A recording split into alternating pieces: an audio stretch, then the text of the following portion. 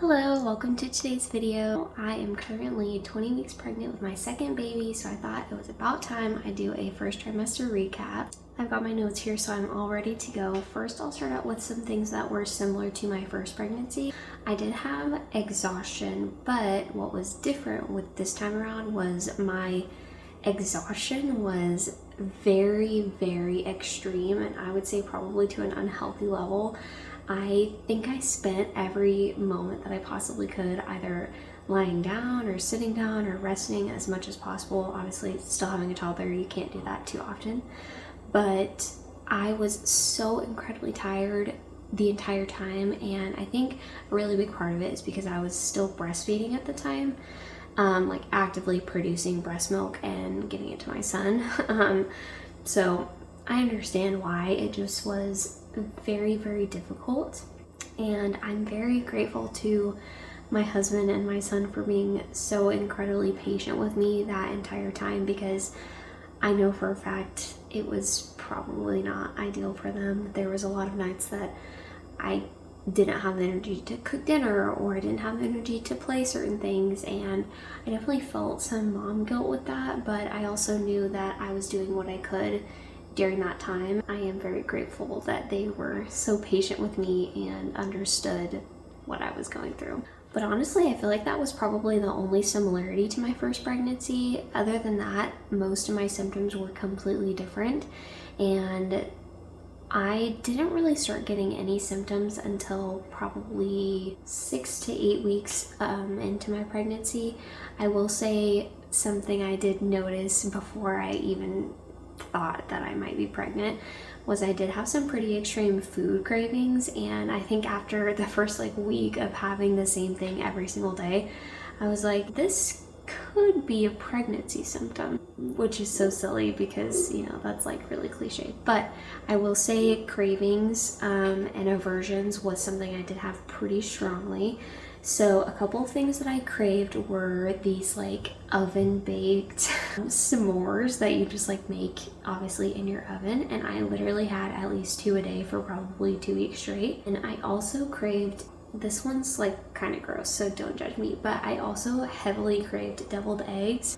I know you're thinking how did that not make you feel so incredibly sick? The thought of it and the smell of it did make me feel nauseous, but my body wanted it so bad that I was like, I do not care, I will push through to get these deviled eggs into my body because they just sounded so good for some reason. So I literally had at least 2 full eggs a day for, again, probably a week and a half, 2 weeks. I did have a couple of random cravings here and there. Something similar to my first pregnancy with Barrett was I did crave some kind of acidic stuff. So with Barrett, I really craved green apples a lot. I had an apple a day for probably 4 months of my pregnancy. I'm not kidding, I was habitual about it. But with this pregnancy, it hasn't been quite as strong, but I still have craved some acidic stuff. So for example, I did crave some pineapples, and then I really just love fresh fruit. That's been really good for me. As for aversions, I wouldn't say that I would think of something specific and then feel sick or something like that. It would mainly just be someone else was cooking something in the house, meat, and I would smell it and I would just be like, that's disgusting. What the heck? Or I would see them cleaning it up after. I literally would see them cleaning up and I was like, that's so nasty. That was kind of unfortunate trying to cook while pregnant, because obviously you need food, you need nutrients to sustain your body, and I just did not want to do that. Alright, so on to the next couple of things that I experienced. I did start experiencing I don't really know what the word would be, kind of being easily prone to lightheadedness. So essentially, sometimes whenever you stand up too fast, you'll get a head rush and you're like, whoa, that made me feel doozy. That was happening constantly. Anytime I would stand up, sit up, anything, I just immediately felt lightheaded. And that was kind of scary for me because I've always been worried about having low iron. My obstetrician said it's pretty normal, so it actually makes sense because of the additional blood flow that you have while you're pregnant. So I was really easily prone to lightheadedness, and that's still kind of going on even now outside of my first trimester, but it's definitely not as bad as it was. It kind of tapered off a little bit. It just kind of happens every now and then. But I would be like cooking or cleaning or doing something that's like not super crazy, but I would be standing up or active, and I would get lightheaded and get dizzy, and I would have to sit down for a second because I didn't want to pass out. So that was a little bit scary at times, but I'm really glad that that has passed since then. So now I'll do two kind of rapid fire ones. So the first one being that I did have pretty bad breakouts for a little bit. It was probably a week or two that my skin was breaking out really bad. I feel like I generally have pretty clear skin. I might get a blemish every now and then, but it stays pretty clear. That I'm not on birth control or anything hormonal. My skin has been feeling really great, and during that first couple of weeks, I think it was probably like 8 to 10 weeks where my skin was breaking out really bad. I also had to pee at least 3 times a night, like minimum. And that's not abnormal. Obviously, like a lot of women experience that, but for me, I didn't have that issue in the very end of my 3rd trimester with Barrett, and so I was really surprised by that. That again, thankfully, has started to taper off a little bit. I do still probably go like once a night, but I was like habitual every night at least 3 times the entire first trimester, and that was very annoying and very frustrating. Okay, so the final 2 symptoms I'll talk about are a little bit more in depth and kind of something I'll have to explain a little bit. I have something called varicose veins. I'm sure if you're a mother, you know what I'm talking about. They run very, very heavily in my family. I don't really want to go too much into it, but basically they're very painful for our family. We get them very extremely. They're not just like the kind that you get that don't really bother you too much. You can just kind of see them, and then after you have your baby, they go away.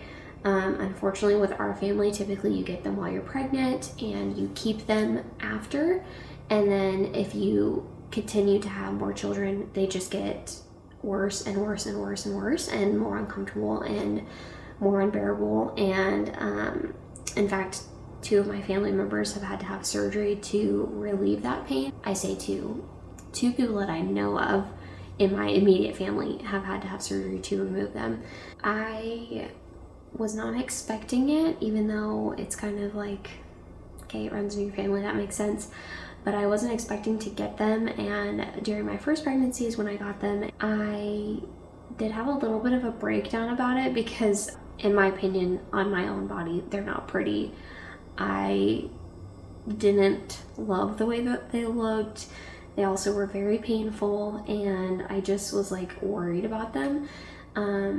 They weren't painful after I had Barrett, but I still had them. They were still quite prominent. And then once I got pregnant again, they started becoming painful again, like throbbing and just quite uncomfortable. Piggybacking off of that, I also have really bad hips. I have had pain in my hips for a long time. I was very active growing up, and it's affected me through all of the sports that I've played. And I had extremely bad round ligament pain with my first son in my hips the 3rd trimester. I did not sleep for the last 3 months of my pregnancy because it was so uncomfortable. Specifically at nighttime, I could not get comfortable ever. I literally could not sleep. It was very difficult. So I did start having that pretty early on with this pregnancy as well. Probably not until maybe 8 or 9 weeks as well. I feel like that's a lot sooner than I did with my first pregnancy. So I did have some of that round ligament pain in my hips, but I also started having round ligament pain in my stomach, which I feel like is more the common thing that you hear with women, is like their stomach feels uncomfortable, which again makes sense because that's the prominent part of your body that's changing. But obviously your hips and everything around your pelvis is going to expand as well, so that's why it affects your hips. But I did not have round ligament pain in my stomach at all with my first pregnancy. which I was kind of surprised about because that's just something I would expect from being pregnant with my first baby. So I expected to have round ligament pain in my stomach, and I didn't think I would have it with my second one because I've already experienced that. My body's already had that, but it was kind of flip-flopped. So that's, I guess, just unfortunate, but it has thankfully subsided into my second trimester, and I'm feeling a lot better in my stomach area, but my hips are still not doing well. So hopefully by the end of my second trimester, that will kind of subside a little bit. That's all I have for you guys today. I hope you enjoyed watching this video. Thank you so much for joining me, and I'll see you in the next one. Bye.